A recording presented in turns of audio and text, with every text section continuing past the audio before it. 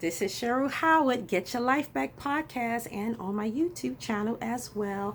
Thank you for tuning in. I'm so glad. Those of you who are my tribe, thanks again for tuning in. And those of you who don't know me, I want you to be part of my tribe. And then my tribe is just those that I pour out to. I give information, education, strategies, tips, tools. Just follow me on YouTube and follow me on Apple Podcasts and on SoundCloud as well for the audio versions of my podcast. Some broadcasts are different from what I share on YouTube, and then you can also see the same discussion or broadcast, but you can see the visual or you can listen to it as well while you're driving in your car, while you're doing your thing.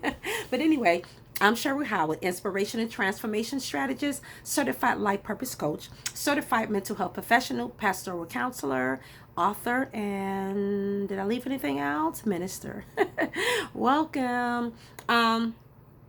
If you want to know more about me, first of all, go to CherylWhiteHoward.com. Go to GetWhyLifeBack.com. Again, YouTube, SoundCloud, and Apple Podcasts, and see the different videos. Oh my God, I have so many on really what I do is help people break through barriers and propel into their purpose. But I talk about breaking through different types of barriers in our dysfunctional relationships. I talk about emotional wellness a lot. That is my specialty area. Working on things that are holding you back from your past. No, holding you back from your present, but discussing things from your past that are holding you back from your future, from you living in your purpose and living in your passion, operating in your passion and doing things you love to do, and being that free, confident person who's constantly growing, and you are serving other people by sharing your gifts and your talents and your skills and your story with other people, to be a blessing. But a lot of times, if you're operating from a past traumatic experience, then it keeps you crippled where you're not able to grow. Therefore, it ends up spilling into your relationships. And whether they're professional relationships, intimate relationships, any type of relationships, even parental relationships, the relationships you have with your children, with your spouse. And so those are the things I like to talk about: how to build healthy relationships, how to break cycles of dysfunction, how to, once you do all of that, live in your purpose and passion without the weight, without the, first of all, the unforgiveness, the fear, the shame, the doubt, the self-condemnation. So there's a lot of mind transformation that has to happen.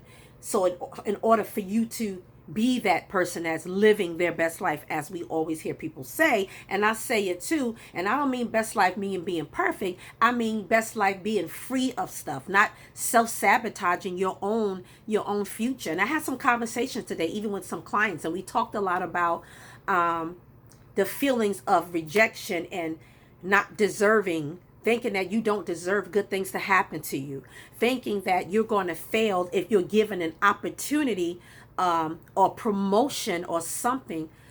And because you for so long had that negative self-defeating and disempowering thought and belief, your core belief has been so negative till you have told yourself, I can't do it, I don't deserve it, not me. Everybody's been through something. I want you to know, and I told my client today, everybody has a story or been through something. Don't think, I don't want you to think, that's why I told her, that everybody else is better or they're deserving and you're not. And when I went on the spiritual side, I came from a spiritual place, I said, God is not a respecter of persons. If you've given things over to God and you prayed about it, He forgot about it, but you're holding on to it. It becomes like a pillow. Sometimes it's almost like a dysfunctional protective thing. I don't even know if you understand what I mean. It's like having a blanket in one way, having a blanket that you always have. It's like Linus in the Peanut Gang, like Charlie Brown. Somebody can perceive that as being comforting, helpful, helping the child or helping that adult deal with coping issues, trauma. But on another side, it can be you're holding on to it, but it becomes a crutch. because you're not allowing yourself to grow and healed. And you're holding on to that thing. You can be holding on to unforgiveness. You can be holding on to past events that happen that are affecting your new relationships today. And so when I thought about, because I've been seeing a lot of things on social media about the whole incident, when Tamar was fired from the Real in the past, but now there's some rumors from what I call third parties. Back in the days growing up in the hood, we called them instigators, when you don't know the truth, because you can't always go by media and even the news, because sometimes you get sound bites or you get bits and pieces of story, not knowing the whole story, and then people make a new story based on that. And so now you have your new reality, but it's not accurate. It's not truth. And so that causes a person who already may have had issues in the past in relationships. And I know all of the women on the Real, which I love all of them, share their stories. Tamara, Jeannie, Lonnie, Adrian, Tamar, they shared a lot of things that they have gone through. But sometimes, of course, my mind, being who I am and what I do when I serve people, naturally I go to think about incidents that they shared, that they experienced. And sometimes I wonder if they even think about this, and even Tamar Braxton, if past relationships with females already put you in a place of, what's the word I'm looking for? I can't think of it right now, so I'm not going to spend 20 minutes thinking about the word, but always put you in a place of distrust where you already have something in the back of your mind that you have attachment issues and distrust. So it's almost like you're waiting for something to happen, or you kind of believe something already in the back of your mind. And so when something comes out, you easily go to that place. You easily believe it instead of getting an understanding and coming together and reasoning together. Why is I don't know, my phone is doing. So as I was saying, learning how to reason together, learning how to come together and talk among each other, working things out, pulling a person to the side. But a lot of times we let the rumors of wars, sisterhood wars, and this is probably what I would title this, sisterhood wars, to cause us to have problems connecting and bonding. And when the third partiers get involved, those are the rumors. Those are the people who instigate, interject, give their 2 cents in things, not having all the truth, and so we really can't even pay attention to always media and what we hear until real things come out, till evidence come out. You understand? So being aware of those things, and being aware that there's people on the sidelines, like I remember growing up, and when sometimes there's a fight going on, you have the people on the outside, they instigate like, yeah, fight, all of that. And they get you all anxious and more angry and emotionally dysregulated, where you become heightened and all of that. And now you're ready to fight. And it's not even over what the issue is. You ready to fight because all the people on the side, what they used to call egging you on, to fight. And now you get so caught up in that, you feel like, well, I got to do this now. It's like, and so we have to be mindful of those type of things. So, even looking at this whole situation with the host of the Real and Tamar, and I'm like, I wish they really would get together and really talk about things. And that's what I want us women to learn how to do, because some of us struggle in that area of forming healthy relationships. But Alani opened up the platform, is what I like, for Tamar to come on the show. And so, let's be like women and show people that we can get together and talk about these things and even disagree or get an understanding. And so we can shut up the naysayers, shut up the instigators, the third party people that would love to see, they love fighting. We in this place, we get entertainment from dysfunction. Believe it or not, we watch some of these shows that are very dysfunctional, and we're on the side loving to watch this stuff and cheering it on. That says something about ourselves that we need to examine. And being a person who serves people, I see this behavior all the time. Like, what is that in you that gets joy and fun out of watching dysfunctional relationships, watching violence all the time in your spirit? Something inside you need to say, this is not good, or it's not good all the time. Why am I liking this? Why am I I don't know, it's like you're getting a kick out of it for some reason. But anyway, I'm not going to get into that right now. My analytical side coming like, something to think about. Why you feel attracted to certain behaviors. Me and my friends laugh, especially my colleagues, whether the mental health, because I'm a mental health professional as well. And I have a lot of friends who are therapists, they psychologists, pastoral counselors, pastors, and just people who are just very insightful about things, and they like to understand human behavior, like why we do what we do. So it's never from a judgmental place. It's about understanding ourselves, like, why do I act this way? Why, when I'm around this individual, she brings out or he brings out the bad side of me or the negative side of me? Because we all can go to a dark place if we allow ourselves to go there. Why do this person get on my nerves and get me all uncomfortable when I get in their presence? But anyway, we just need to be conscious of these behaviors and check our own selves and our own spirit. And so seeing that, or being conscious of why you are reacting the way you are reacting. Is it because of those instigator, those people who are jumping in? What we used to say when we was young, all in the Kool-Aid and don't know the flavor. We had so many sayings back in the days. It was so funny. But they make sense. They're relative. You don't even know the whole story, yet you have a lot to say. So that says something about your personality. Instead of being a troublemaker, learn to be a peacemaker. How about that? Like, let that be your new reality. If you find yourself being that person who always like to stir up trouble, there's something about your spirit. There's something that you have experienced, maybe some kind of trauma that you have experienced that always puts you in that state. And so you're used to dysfunction. And so that's dysfunctional. But anyway, back to the whole Tamar situation, when Lonnie opened up the floor for Tamar Braxton to come on the show and talk about it. And I think that would be so great, because I think that's also another way of teaching other women, because I believe we can learn from each other how to work things out, how to agree to disagree, how to solve problems, how to communicate.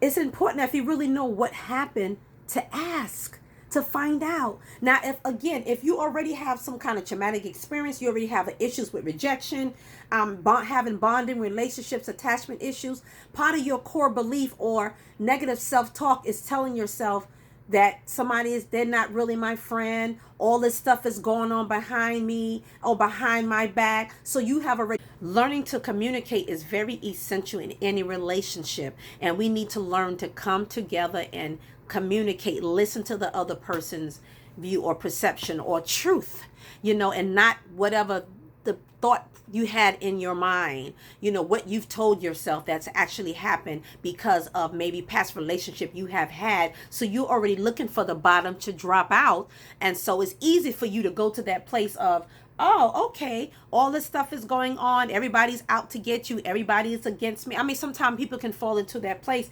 because, again, of a traumatic experience they had in the past, or poor relationships, having attachment issues, having distrust issues. And so you already have like a wall up, like a just in case. And so you're kind of waiting almost for something to jump off, so to speak. Something to happen so you can say, I knew it, I told you so. And so now it's like a self-fulfilling prophecy that whatever you thought was going to happen, or whatever other people's been speaking is actually happening because you expect that to happen, or you have spoken it and you put it out in the atmosphere and you sow those type of seeds. Somebody picks the seed up and now it becomes a self-fulfilling prophecy.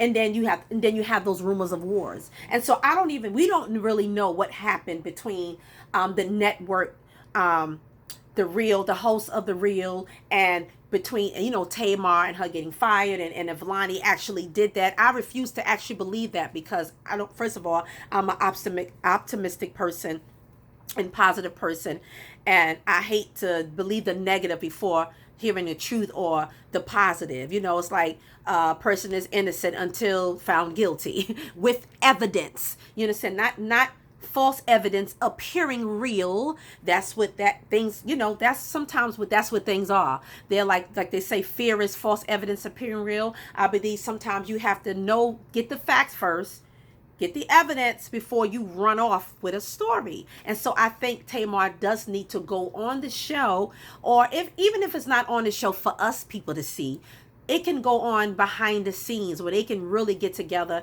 as women and talk things out and bring healing. And I'm so passionate about women coming together instead of fighting each other and being catty. And all women are not like that. But that is something that people believe that especially when they say mad black women or black women have these issues with relationships. You hear people talking. I don't want us to fall into that stereotype because it's not true. I don't care what of culture you are part of or gender.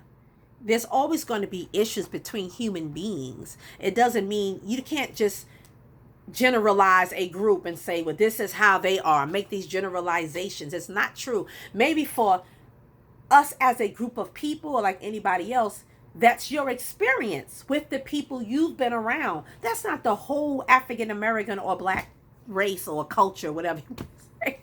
And so things like that, just like, oh, and this is why I created, I'll get into later, why I have these tour workshops that I do when women come together and we talk about these things and we heal and we break through barriers and propel into our purpose so we can live in a liberated state, so we can embrace each other women. We can celebrate each other's gifts and talents and purpose and passion because we have healed, we have evolved. We're no longer walking in the spirit of self-condemnation and rejection and detachment issues and dissociative disorders and antisocial disorder where we isolate ourselves from people because we have told ourselves a lie, either based on the third party people, the instigators, or maybe something happened and you're holding yourself prisoner to something, so you don't even allow yourself to even be in relationships. So you go under well, I'm just going to be me, myself, and I. It's like you put yourself in a prison and close yourself off to relationships,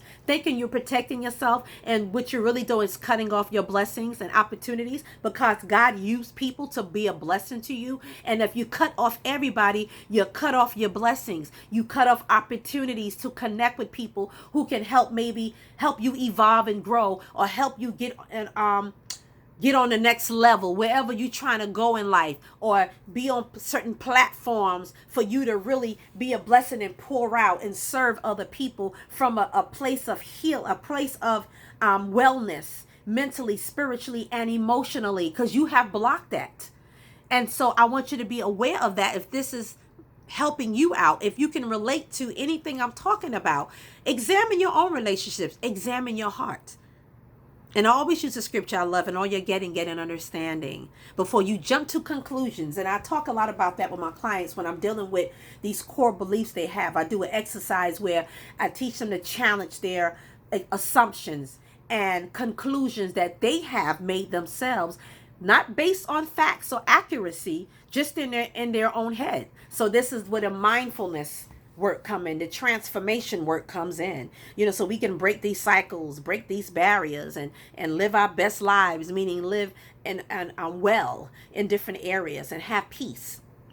Again, so that's what I thought about when I heard all this stuff going on and seeing all these conversations and about the whole issue. And people, when I'm looking at other people creating content around what's going on between the hosts of The Real, and really nothing going on, but all the rumors and that's out there.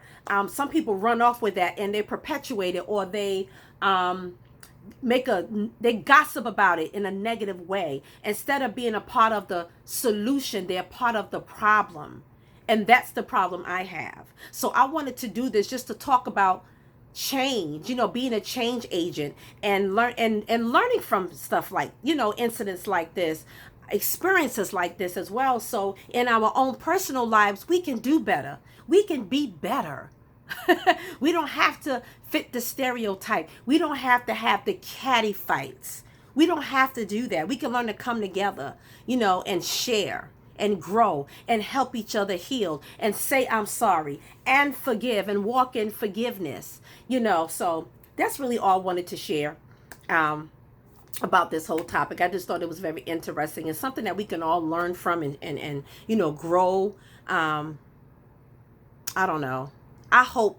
I just hope everything works out positive. I hope they come together again. If there was really, and I know there was some love, and sometimes you can love a person if things never get to where they used to be. You still can love each other from a distance. You still can have mutual respect for each other. You know, it's not that everybody always have to be in your circle, in your core circle of friendship.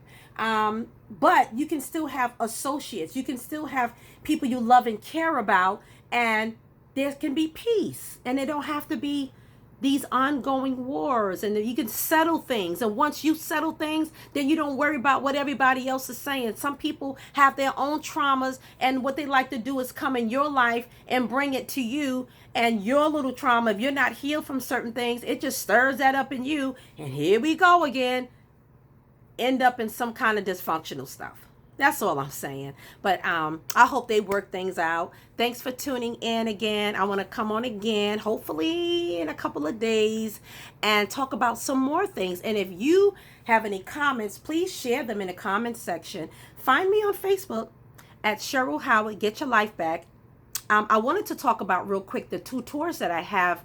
I'm starting the end of the year and next year. One is a Single Woman of Purpose tour, and I also have a Single Woman of Purpose Facebook private group for you single women out there who want to be in a space, a safe space where you can grow, where you can talk about traumas you have experienced, when you could talk about healing from overcoming some things in your life, or just sharing with other women your story, or tools and tips and strategies and resources that we share to help women, you know, grow in different areas of their life. If they're trying to become entrepreneurs, if they're trying to heal from maybe a divorce, or the love of a lost one, or something, or just things that pertain to single women, and we positioning ourselves for greatness. We positioning ourselves for those of us who want to be married again, and we're doing the work so we can be in a healthy place, so when our future husband find us, we are okay. We can bring something to the table. We can be in a place where we can build that man up as well. And then I have another tour called Cheryl Help Me Get My Life Back tour.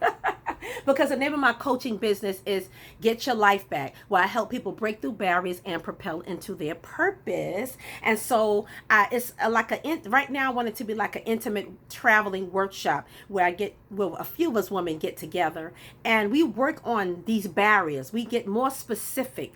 What barriers that we really want to work on breaking, and how we come together and share. And I kind of facilitate it as a group, and sharing a lot of real strategies, life-changing, mindful strategies that'll help you break through things and deal with that whole, just a lot of stuff. I can go on and on. But go to my website again, CherylWhiteHoward.com, and get more about that. Thank you.